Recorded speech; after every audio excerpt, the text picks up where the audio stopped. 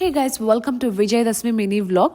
విజయదశమి అంటేనే it's full of female divine energy. So ఆ రోజు నా ఎనర్జీ ఫ్లో ఇంప్రూవ్ చేసుకోవడానికి I did my pranayama first in the morning and then I had some warm water. పండగ అంటేనే ఏంటి, మనకు we're inviting goddess Devi to our house.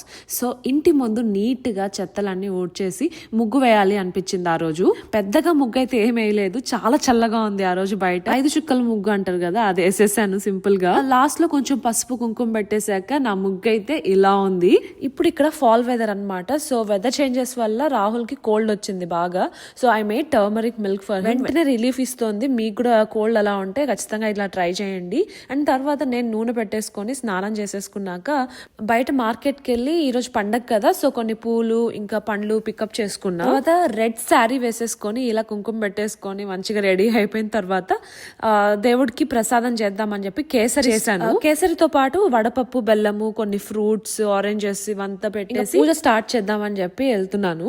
Normal గా పూజ చేయడమే ఒక మెడిటేషన్ లాంటిది. పండగ రోజు అయితే ఇంకా స్పెషల్ గా చేసుకుంటాం కదా, సో చాలా పీస్ఫుల్ గా అనిపిస్తుంది. అండ్ పర్సనల్ గా నాకైతే వేరే కంట్రీలో ఉన్న పండగలు ఇవంతా చేసుకోవడం నాకు చాలా ఇష్టము. దేవుడికి టెంకాయ కొట్టేసి హారతి ఇచ్చేసాక పూజ అయితే ఫినిష్ అయిపోయింది. సో అలా మా విజయదశమి జరిగింది. That is it guys. Subscribe for more.